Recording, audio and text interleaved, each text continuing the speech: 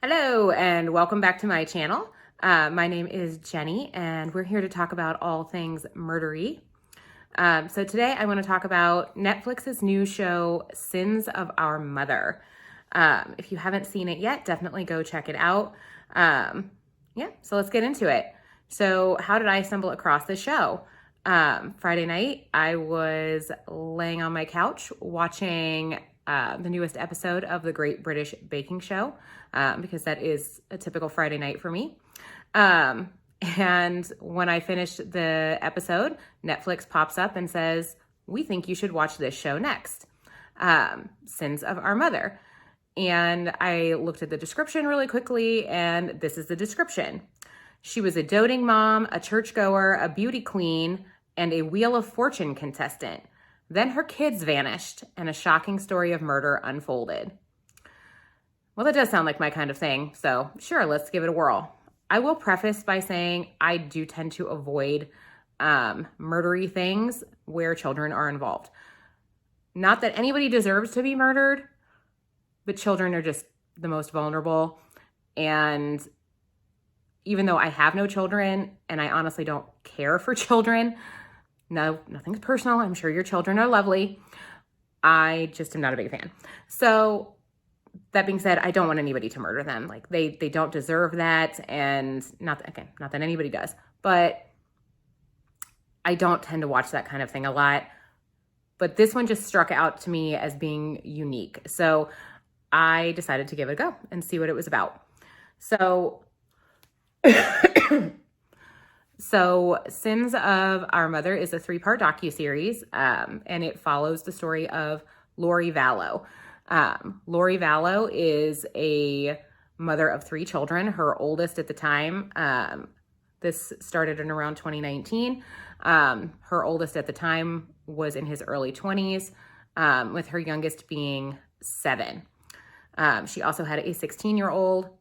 So the children are Colby, which is the oldest boy, Tylee, the daughter, who was 16, and JJ, who was 7. So on outward appearances, Lori looks like she has it all together. She's a beautiful woman. She has a wonderful family. She was on her 4th marriage at the time, and she was very, very active in her spiritual community. She was raised in the LDS church. And she just looks like the quintessential soccer mom, with the bonus of being particularly attractive. So has it all going on, it looks like. Somewhere along the lines, something broke for Lori. So one of her husbands sexually assaulted her oldest son. And I just have to wonder if that was like a breaking point for her, that she just could not handle life anymore. So somewhere along the lines, enter a man named Chad Dabell. I do apologize. I am recovering from COVID. I am at the tail end, but I still have this annoying lingering cough. So I apologize. So Chad Dabell. Who is Chad Dabell? He is a married man. He has numerous children. He has founded his own publishing company.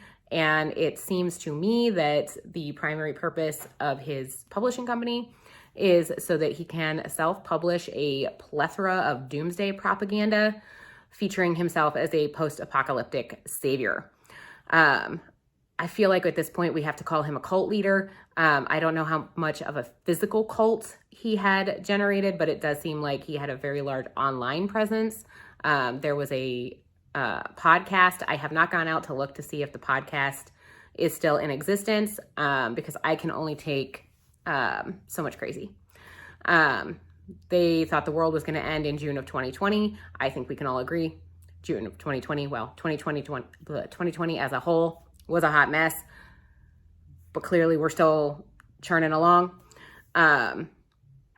So if we can consider Chad Dabell a cult leader, here are the things that we know about cult leaders. They're very charismatic. They're very manipulative. They're good at getting people to do, whatever crazy thing he wants them to do. And then they prey on people who are lost and really struggling, and looking for somebody to save them. So that feels a little like maybe Lori, to me. She definitely felt like she was very spiritually in tune. And here's this guy who came along, and it seems like he really reinforced that for her, told her everything she wanted, that she wanted to hear. So Chad Dabell established this rating system, which I couldn't possibly begin to explain. But it basically, he was rating people, whether they were a light spirit or a dark spirit. They were labeling people as demons and zombies. Like, hey, this person is a dark spirit. Their soul has left their body and it's been replaced by a demon. They're now a zombie. And this gives us the permission, or perhaps even the obligation, to kill them. So, and to free their spirit. Enter a third party here, which was Lori's brother, Alex Cox, who seemed to be willing to take the role of family executioner. So it looks like Chad identified the people. Lori reinforced these things and then got Alex to actually do the killing. So what happened? So Sins of Our Mother really does a great job, I felt like, of laying out this in sequential order. This is told in large part by Lori's family members, primarily her oldest son, Colby, but also her mother, and then other friends and family members as well.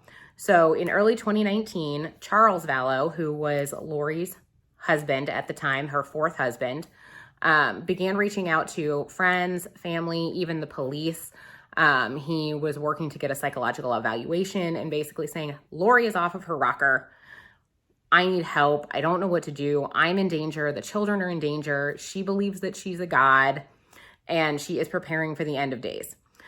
The family all pretty much were like, okay, it sounds like you guys are having some sort of weird domestic dispute and we don't want to be involved. The police did get involved from time to time, but it seems like Lori was really good at, hey, yes, we're having a domestic situation. He's cheated on me. He's just trying to make trouble. And the police were like, yeah, okay, we see this all the time and we're not, everything is fine. So that started in early 2019. In July of 2019, Charles Vallow goes to Lori's home where her brother is present. A fight ensues. The family all agrees. Now, granted, this is all Lori's family. The family all agrees that there was a fight, that Charles kind of started everything, and Alex's brother shot and killed him. It was ruled self-defense. So now Charles is dead. So this is death number one. Okay. So Lori tried to claim life insurance. So the police at this point is saying there was probably a financial motive. So he had a $1 million life insurance policy. However, once Lori called to claim it, he had changed the beneficiary a few months earlier and she did not get any money from his life insurance. Darn. So fast forward. So that was July of 2019. September 8th of 2019 is the last time that anyone saw Lori's 16-year-old daughter. She was seen at Yellowstone National Park with Lori, her younger brother, JJ, and with Lori's brother, Alex. That is the last time she was seen. September 22nd of 2019 is the last time anybody saw Lori's younger son, JJ. So after September of 2019, the children are not seen again. Never seen again. October 19th of 2019, Chad Dabell, we remember Chad Dabell, our cult leader, his wife Tammy dies at home in bed. No autopsy was performed at the time. She was later exhumed for an autopsy, but no autopsy was performed at the time. It was ruled natural causes. She had apparently been ill. Lots of questions there. I'm very interested to see what the autopsy results have been since they exhumed her body. But it was ruled natural causes at the time. This is October 19th, 2019. November 5th, 2019, Lori and Chad go to Hawaii and get married. So this is about, 2 to 3 weeks after Chad's wife dies. The kids are missing. So in the span of about 6 months of time, both spouses are killed, and both spouses die, and the children are missing. So this is in the span of about 6 months of time. So in late 2019, the police visit Lori and Chad's house to do a welfare check on the children. Say, hey, nobody has seen them. The grandparents haven't been able to get in touch with them, etc. Are the kids okay? They tell them, hey, everything is fine. I mean, originally this was called for JJ specifically. And the Dabell family tells them it's fine. They're with his grandparents. Well, interestingly enough, it's the grandparents who called the police. So we already know that that's not true. So the police are like, no, that is not true. Well, JJ's fine. He's with our friend Melanie in Arizona. The show then plays a taped recorded call between Melanie and Chad and Lori, where Melanie is like, why did you tell them that JJ is with me? I'm really upset that you've involved me. Where is JJ? JJ's fine. Everything is fine. You don't need to worry about it. Okay. Still the children missing. December of 2019, Lori and Chad leave their home in Idaho and go to Hawaii. So it appears at this point that they're fleeing the police. So also in December of 2019, Alex Cox, which is Lori's brother, the executioner, that's what I'm calling him anyway. They did not call him that in the show. I'm calling him the family executioner, dies of natural causes. And it does appear that he did in fact die of natural causes. No foul play is suspected. He had something in his lungs, and it sounded like it was a genetic family issue that their family deals with. So that does appear to be a natural death. Okay, January 25th of 2020. So the children have now been missing since September. So what's that, 3-4 months? The authorities go to Hawaii and they serve Lori with paperwork that says you must produce your children. In February, Lori is arrested in Hawaii and extradited back to Idaho. Still, she is swearing all through early of 2020. She's swearing the children are fine. The children are safe. There are tape recorded calls from when she was in jail, talking to her oldest son, talking to her mother. Everything is fine. The children are fine. At one point, her oldest son says to her, I can't believe that you would do something like this. And she says, what is it that you think that I have done?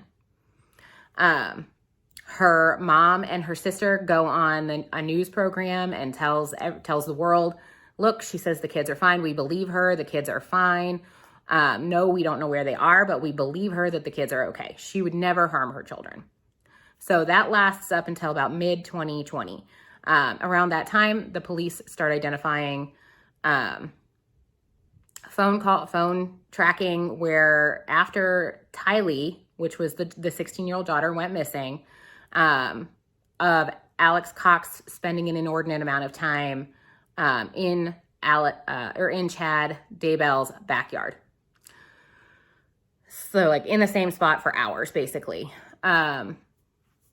So they get a search warrant. They go and they dig up Chad Dabell's backyard and his fire pit in June of 2020. The children's bodies are found at that time. So, yeah. They did not go into any detail in the show. The trial has not taken place yet. I'm sure once the trial comes out, we're going to learn a lot more information, much of which I'm sure we don't want to hear. They definitely described it as very awful. So at this point, the children's bodies are found. Chad and Lori are both arrested. Lori was already in prison at this time, but Chad is also arrested. And they are pending trial. So here's the really big question that I feel like has to be discussed when talking about something like that. And that is Lori crazy? does Lori fit the definition of insanity? So Lori's initial trial was pushed back. First of all, let's remember that in June of 2020 or in the summer of 2020, we were at the height of our global pandemic. Everything was locked down. Frankly, I think it's a miracle that this all moved as quickly as it did, because nothing was happening in early 2020. So her trial was pushed back because she was pending a medical or mental evaluation. To me, based only on what I saw in this show, it looks to me like Lori is not in touch with reality. This in no way excuses her behavior, obviously, but she does not appear to be in touch with reality. I have to ask the question, does she genuinely believe that her children were other, that they were demons or zombies or whatever? Was Chad Dabell the one pulling the strings on this and convincing her? I was looking at like the Jonestown massacre. Go look that up if you're not familiar. 900 plus people committed mass murder and suicide. This was in the 70s. And people were killing their own children there because they believed they had to for some reason. Like, this is a cult thing. Like, people do this stuff. They genuinely believe that this is the right course of action. I don't understand, obviously, but it, does this, again, does this in any way justify the behavior? Of course not. Is it a mitigating factor? Is she out of touch with reality? Does she understand? So they're playing a call on the show with Lori and her oldest son, Colby. And again, where he says to her, like, I miss my family. I'm very upset. I don't understand what has happened. And, and she's basically just telling him, like, someday you'll understand. You don't know what happened. You weren't there. The part about this that makes me the most questioning of the mental health aspect is the level at which she is going to cover it all up. This is a woman who, in my opinion, based on what I have seen, having not been present, not gone through a trial, obviously, but based on what I saw on the show, like, if she didn't physically kill her children, she was complicit. She either fed them to her brother, who killed them, Chad Dabell killed them. Like, I don't know who actually killed her children, but she allowed it to happen. She did not try and stop it. Seems like she was complicit. And then she spent months and months trying to cover it up. Shortly after these deaths, she married Chad Dabell. There are pictures of her all over smiling and laughing at the beach where she's marrying Chad. So either this woman has had the most incredible mental separation where she just does not understand reality at all, or she's evil, right? I mean, I hate to go there and say the word evil, but this is not normal behavior, right? This is a loving mother, doting, loving mother, as she's described, who was complicit at minimum in killing her two younger children. So how do you define somebody's sanity in that situation?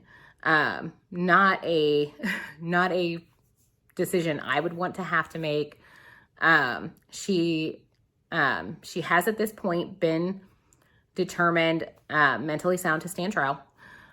The trial, it sounds like, is set for early 2023. She and Chad are expected to stand trial together, and they will both be facing the death penalty.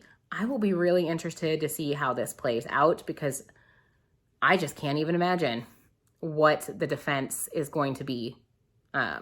If it's anything other than insanity. I mean, the children's bodies were found on Chad Dabell's property. I have to think that they're going to probably try and pin a lot of this on Alex Cox, who, of course, has now also passed of natural causes. He's not going to be there to defend himself. So, and frankly, I'm guessing he doesn't have a whole lot of defense either. But that can be, in my opinion, probably the only defense that they could come up with would be either pinning it largely on Alex Cox, who is not there to tell his side of the story, or mental health or both. So we shall see how this all plays out. But yeah, so there you go. Go watch Sins of Our Mother on Netflix. Let me know what you guys think in the comments. As always, please subscribe, like, and comment. Please let me know what you think of the show, what you think of Lori Vallow's situation. Yeah. And stay safe out there, have fun, and don't murder anybody. All right. Thanks. Bye.